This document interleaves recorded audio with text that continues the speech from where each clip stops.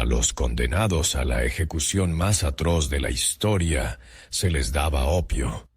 A primera vista, parece un acto de compasión, un último gesto de misericordia antes de sumergirlos en el infierno.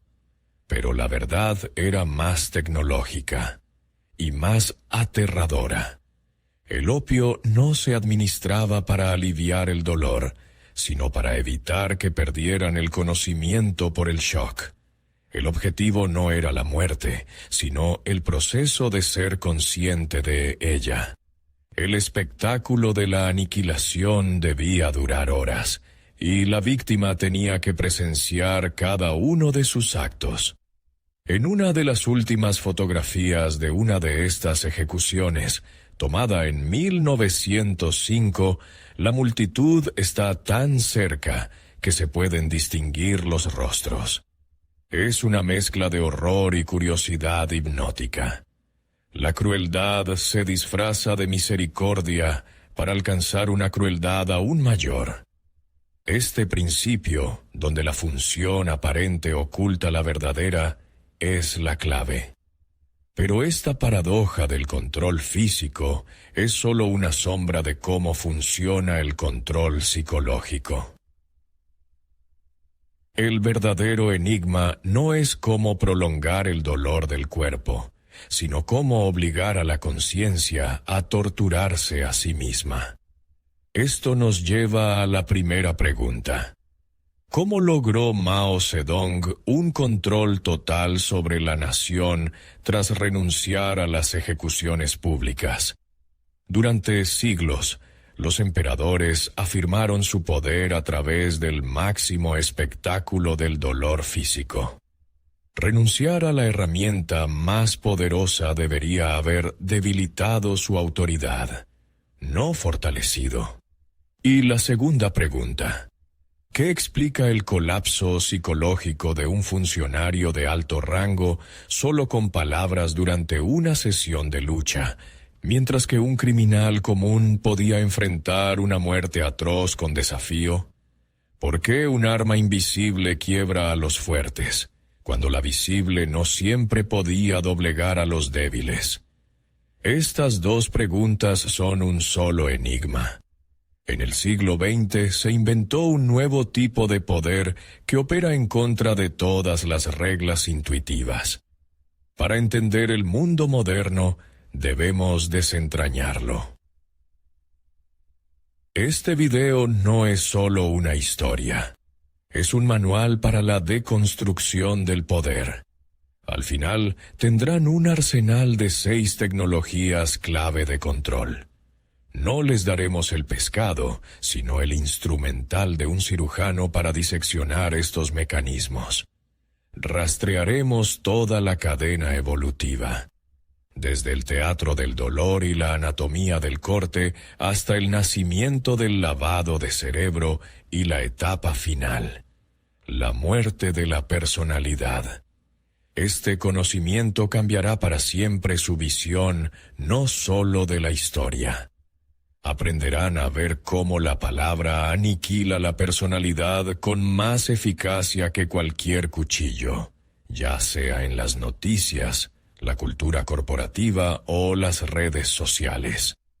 En 4 minutos comprenderán por qué la ejecución más cruel de la historia no fue barbarie, sino un complejo espectáculo político.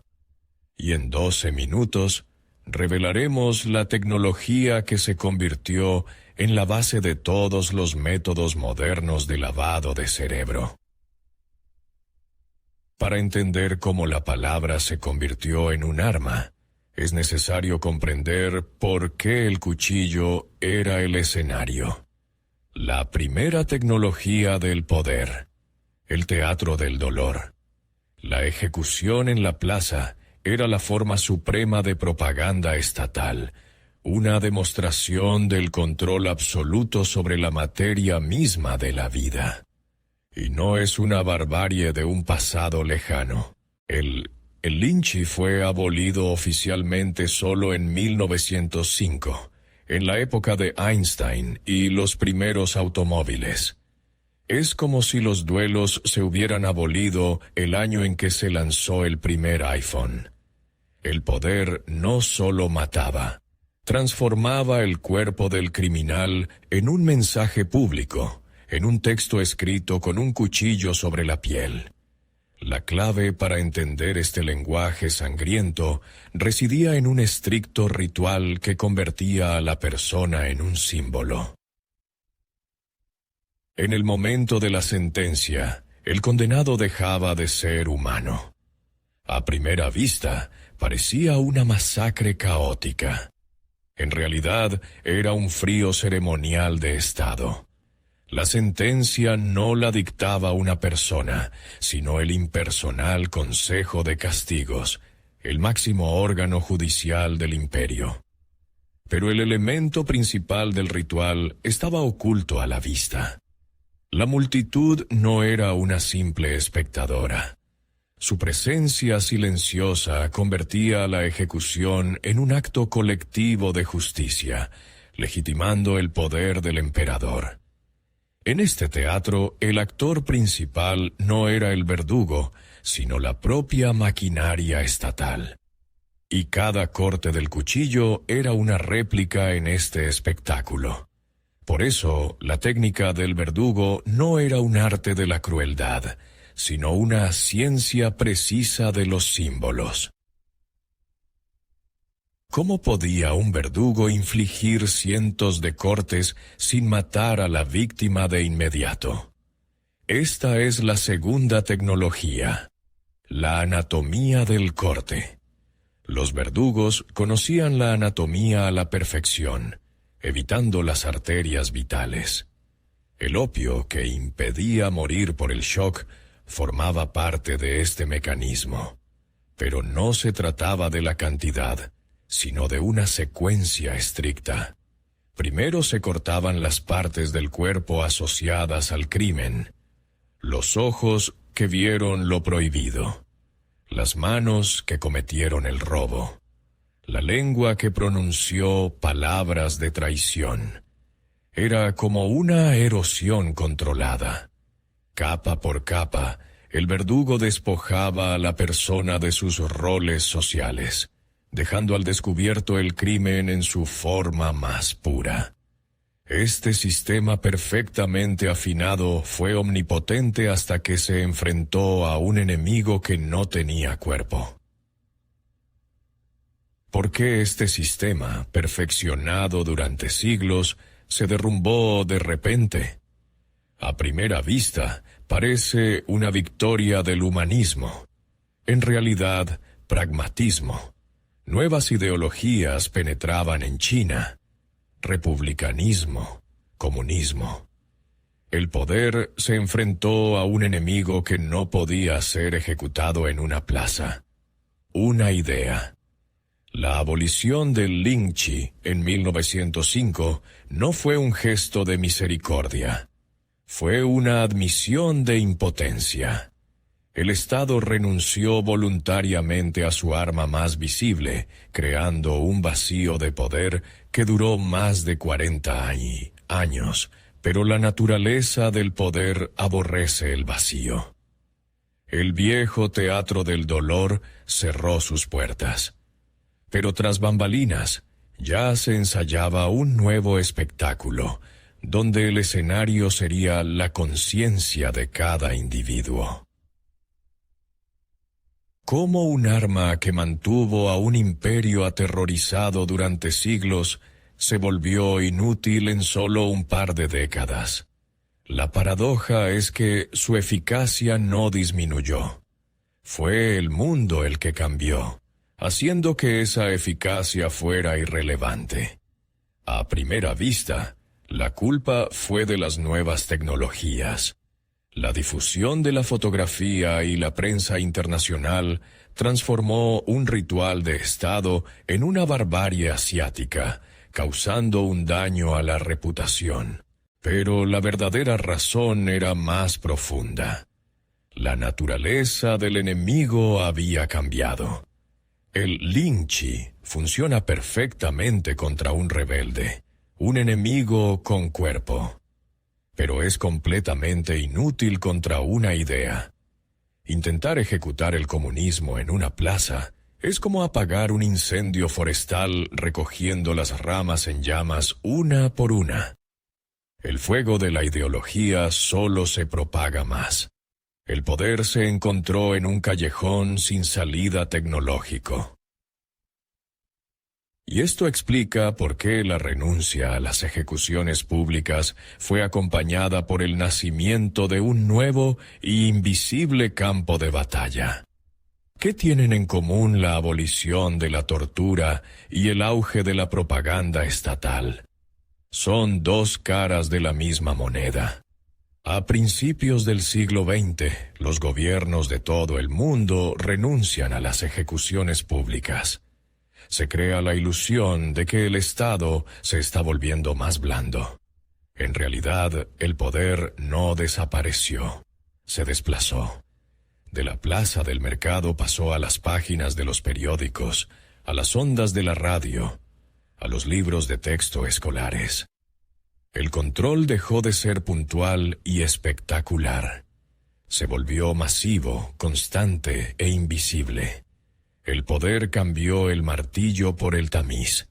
En lugar de romper piedras individuales, comenzó a cerner a toda la sociedad, filtrando los pensamientos incorrectos más pequeños. Así entró en el léxico político una idea que definiría todo el siglo XX. Al enemigo no hay que destruirlo, sino reforjarlo ideológicamente. ¿Qué es más aterrador? ¿Que el Estado quiera matarte o que quiera reeducarte? Esta pregunta expone la diferencia entre dos épocas de control. A primera vista, la reeducación suena más humana, pero detrás de ella se esconde un concepto revolucionario: el lavado de cerebro. La conciencia humana no es algo sagrado, sino simplemente un programa que puede ser reescrito en interés del Estado.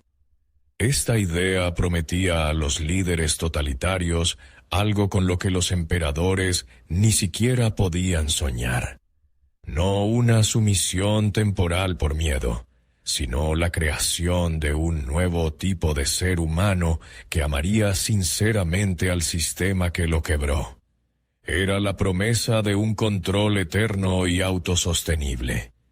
Pero para tal operación se necesitaba un nuevo instrumento quirúrgico, algo más sutil que un cuchillo. Y un hombre encontró su prototipo cuando aún no tenía un Estado. ¿De dónde surgió el sofisticado sistema de control psicológico que cubriría China? Nació en un laboratorio de campo. La campaña de Yan'an de 1942. Una base comunista en las montañas, aislamiento, lucha por la supervivencia. Aquí, Mao Zedong lleva a cabo el primer experimento masivo para establecer la uniformidad ideológica. Se presentó como una campaña para rectificar el estilo del partido. En realidad, fue un laboratorio para crear un nuevo tipo de control. Fue aquí, en 3 años, donde se inventaron y perfeccionaron todas las futuras herramientas del terror: la autocrítica pública, la presión de grupo, las sesiones de lucha.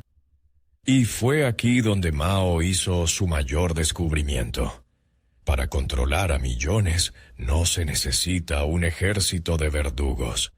Solo es necesario crear un sistema en el que cada uno se convierta en verdugo de su vecino y, en última instancia, de sí mismo.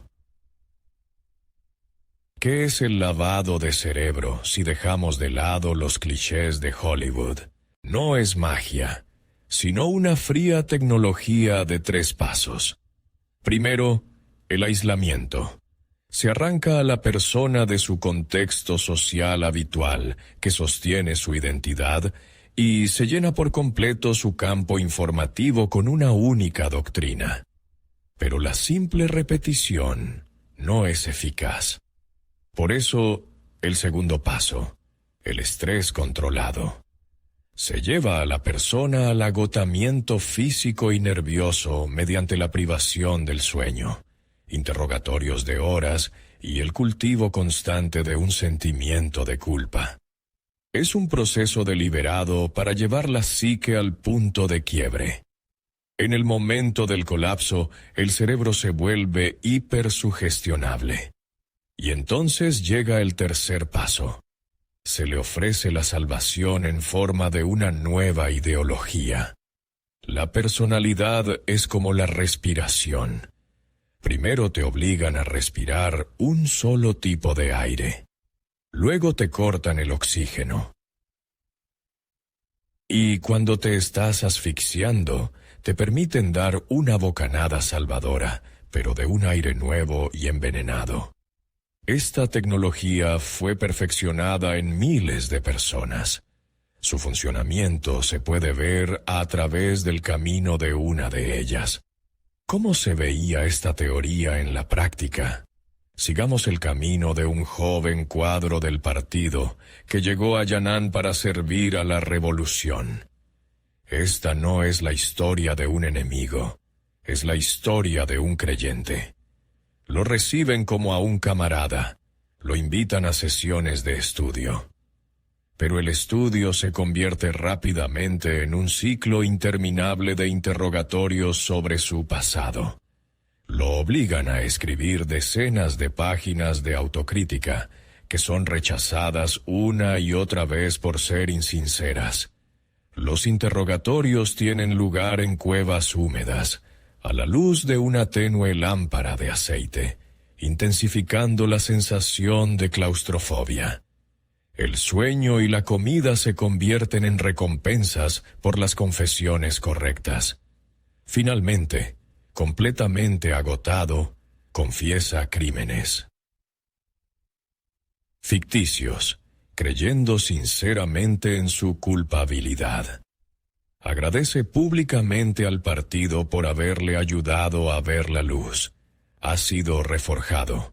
Resultó que la violencia psicológica tiene una cualidad que la hace mucho más peligrosa que la física. ¿Por qué esta tecnología invisible resultó más eficaz que el terror físico? La respuesta reside en la economía de la violencia. La tortura física siempre genera una resistencia interna. El lavado de cerebro crea en la víctima la ilusión de una elección voluntaria, obligándola a convertirse en cómplice de su propia subyugación. Pero el aspecto principal es la eficiencia económica. Para una ejecución de Lynch se necesita todo un equipo. Es caro y se hace de uno en uno. La violencia psicológica se puede producir en masa. Un interrogador en Yan'an podía reforjar hasta a 10 personas al mes, y lo más importante, el producto de esta cadena de montaje no es un cuerpo muerto, sino un partidario vivo y leal, que ahora se dedicará a reforjar a otros.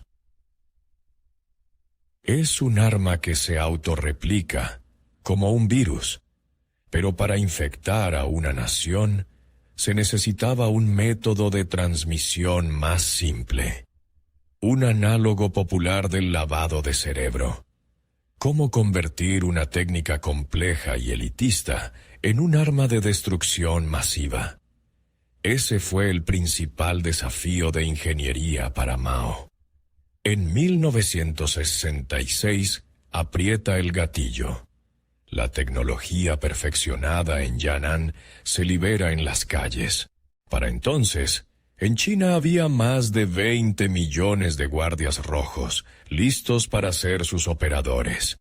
Pero para controlar a la multitud se necesitaba una herramienta que funcionara en horas, no en meses. Y Mao la inventó. Era la sesión de lucha, un mecanismo social perfectamente diseñado que utilizaba la psicología de masas para lograr los mismos objetivos que los interrogadores de Yan'an. Era una herramienta para convertir a millones de ciudadanos en vigilantes voluntarios los unos de los otros. Desglosaremos la sesión de lucha y veremos cómo una reunión de apariencia inocente se transformaba en el arma más poderosa para quebrar la voluntad humana. Cómo obligar a millones de estudiantes, trabajadores y vecinos a convertirse en torturadores. A primera vista, la sesión de lucha es una reunión ordinaria. Se saca al acusado al centro de un círculo mientras la multitud grita consignas, pero la escala destruye esta imagen.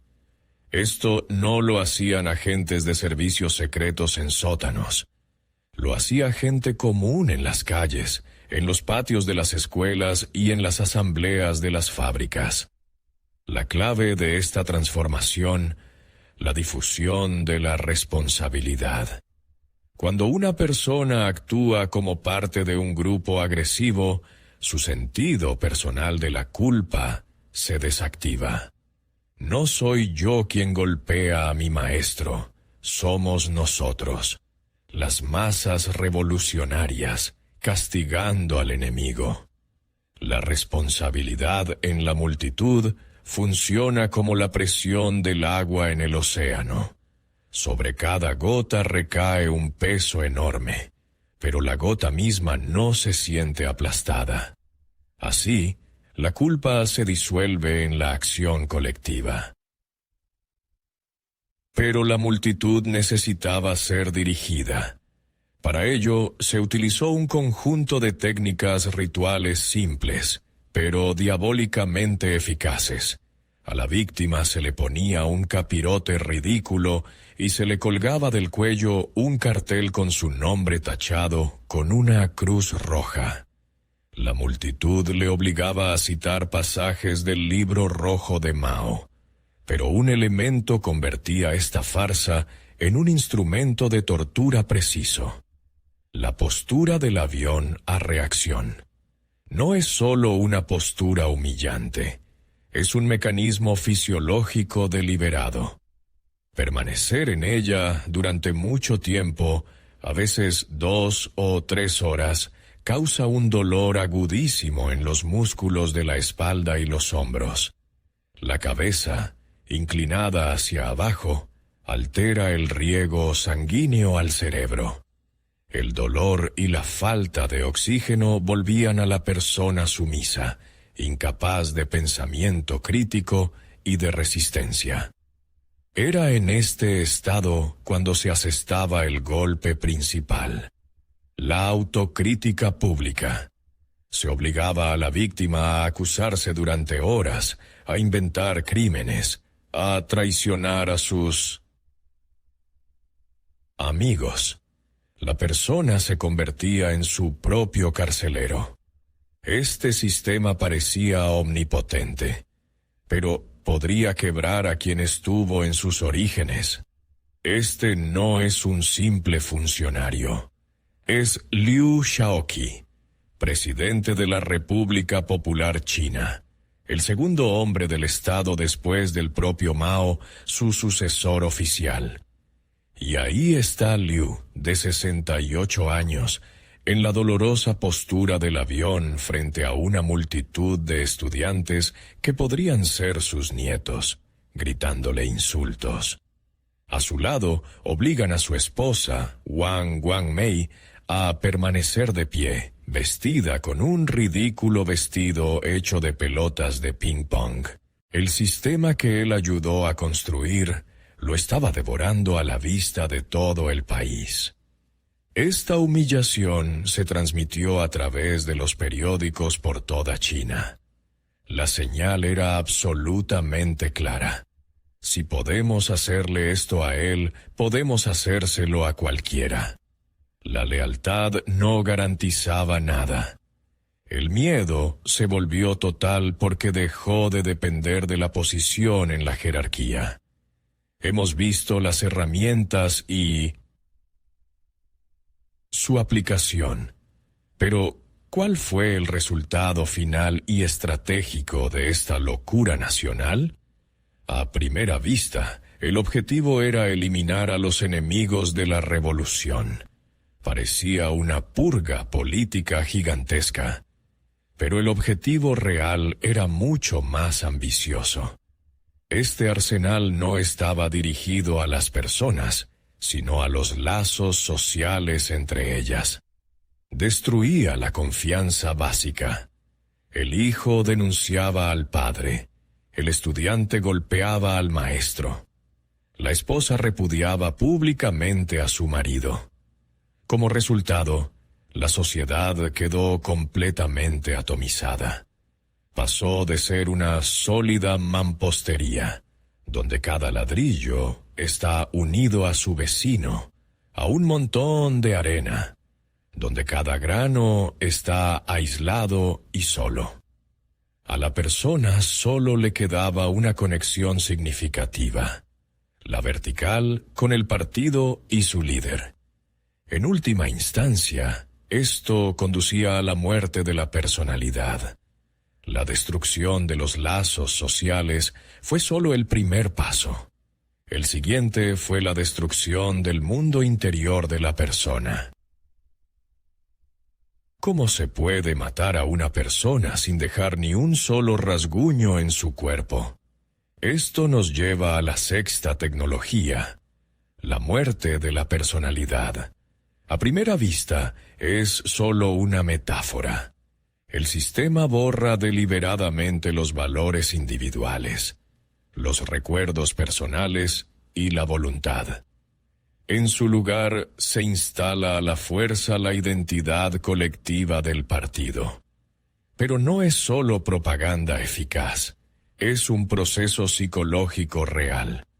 El estrés constante de las sesiones de lucha, las humillaciones y la privación del sueño destruye literalmente las conexiones neuronales responsables de la memoria autobiográfica. La persona deja de ser ella misma a nivel biológico. Y lo más aterrador es que la víctima no percibe la aniquilación de su yo como una pérdida. Lo ve como una anhelada liberación del peso de la responsabilidad personal. Esta transformación de la víctima en un activo crea un tipo de poder completamente nuevo. ¿Por qué un sistema que no mata es más eficaz que la ejecución más cruel? Comparemos los dos productos. La ejecución de Lynch produce un muerto y una multitud paralizada por el terror. Este miedo requiere un refuerzo constante y costoso. El terror psicológico no produce una víctima pasiva, sino un participante activo. Millones de chinos, desde escolares hasta profesores, golpearon públicamente a sus maestros y padres. Este nuevo producto, el fanático, no requiere supervisión. Él mismo se convierte en supervisor de otros, propagando voluntariamente el sistema. El Lynch controla la acción a través del miedo por el cuerpo. El terror psicológico controla el pensamiento a través de la aniquilación de la personalidad. Los destinos del condenado al Lynch y de Liu Shaoqi mostrarán lo que significa la verdadera victoria y la derrota. ¿Qué es más aterrador? ¿Morir físicamente conservando el espíritu o sobrevivir habiéndose perdido a uno mismo? El condenado al Lynch experimentaba el límite del sufrimiento físico. El Estado poseía su cuerpo, pero su personalidad, su yo, podía permanecer intacto. Podía maldecir mentalmente al emperador. Su espíritu era libre. Ahora miremos a Liu Shaoqi. Habiendo sobrevivido físicamente a las humillaciones, fue completamente destruido por dentro. En sus últimos documentos, no maldecía a Mao. Continuaba analizando escrupulosamente sus errores ideológicos. Hasta el final siguió siendo un prisionero mental del sistema. El sistema de Mao es más aterrador porque arrebata lo que el cuchillo no podía: la libertad interior. Pero si esta tecnología es tan perfecta, ¿por qué su era terminó formalmente? El juicio a la Banda de los Cuatro en 1981 pareció poner punto final. Los líderes de la Revolución Cultural fueron condenados públicamente. La pesadilla parecía haber terminado, pero se condenó a los ejecutores, no a los métodos. Las tecnologías perfeccionadas en aquellos años, el control a través de la presión social, la condena pública, el aislamiento informativo, no desaparecieron. Solo se han vuelto más relevantes en la era digital. La época de las sesiones de lucha masivas ha pasado, pero su lógica ha penetrado en nuevas esferas. Hemos desglosado 6 tecnologías del poder, del cuchillo a la palabra. Hemos visto el apogeo de ambos sistemas. Ahora debemos entender qué nos dice esta evolución sobre la naturaleza del control hoy en día. Hemos analizado el arsenal, pero la pregunta principal sigue en pie. ¿Cuáles de estas cadenas invisibles nos rodean hoy? Hemos llegado a una conclusión. Ahora unamos los dos sistemas. El primer paradigma de poder: el teatro visible del dolor. Sus atributos clave: publicidad, ritual y el cuerpo. La ejecución era un espectáculo. Cada corte del cuchillo tenía un significado simbólico, y el cuerpo era a la vez escenario y mensaje. El objetivo de este poder: producir un shock que paralice la voluntad. Dice directamente: esto es lo que haremos con tu cuerpo si desobedeces. Pero este sistema tenía 3 vulnerabilidades fundamentales. No controla las ideas. Requiere una repetición constante para mantener el miedo. Y solo controla el comportamiento externo, no la lealtad interna. Este poder era brillante como una hoja al sol, pero vulnerable. Fue reemplazado por un poder de las sombras, que no actuaba desde fuera, sino desde dentro. El segundo paradigma: la prisión invisible de la conciencia. Sus atributos: invisibilidad, participación masiva y la conciencia. El terror no deja cicatrices físicas, obliga a las víctimas a convertirse en verdugos, y el objetivo principal no es el cuerpo, sino la mente misma. Su tarea no es asustar, sino reforjar, destruir la personalidad y reemplazarla con el programa del partido. Este sistema funciona como un virus que piratea el sistema inmunológico de la sociedad. Hace que el propio organismo, la gente, ataque cualquier célula de pensamiento sana e independiente, percibiéndola como una amenaza. Este poder no requiere supervisión, porque cada uno se convierte en supervisor de sí mismo. Dice: no tocaremos tu cuerpo, simplemente tomaremos tu alma y la reemplazaremos por la nuestra. Entonces, ¿por qué el terror invisible resultó ser incomparablemente más destructivo que la violencia física más brutal de la historia? Aquí está la respuesta final. El Lin Chi destruye a los enemigos. El terror psicológico los recluta. El poder imperial combate la disidencia. El poder de Mao destruye la capacidad misma de pensar de otra manera. Es la transición de la supresión a la absorción. Un sistema que controla la conciencia no solo mata la resistencia, sino que borra la posibilidad misma de que surja. Elimina el mundo interior de la persona, donde podrían hacer un punto de vista alternativo. Esto es el control absoluto, no la ausencia de enemigos, sino la ausencia de un espacio donde un enemigo podría aparecer. El Lingchi fue abolido en 1905, en los albores de la era del telégrafo. Esto subraya la rapidez con que se necesitaron nuevos métodos de control. La evolución del cuchillo a la palabra es el camino del poder sobre el cuerpo, al poder sobre la realidad.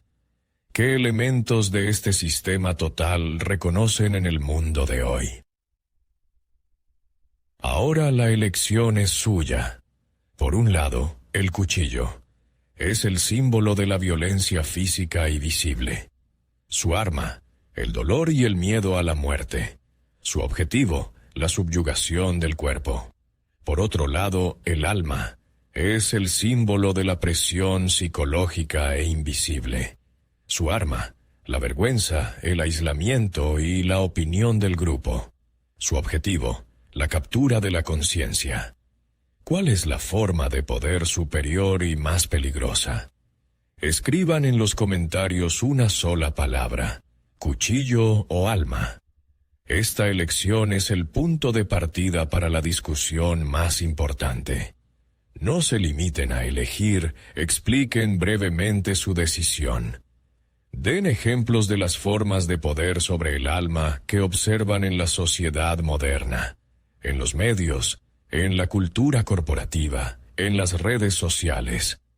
Elijan. ¿Qué es más aterrador, el cuchillo o el alma? Escriban su elección en los comentarios y expliquen por qué.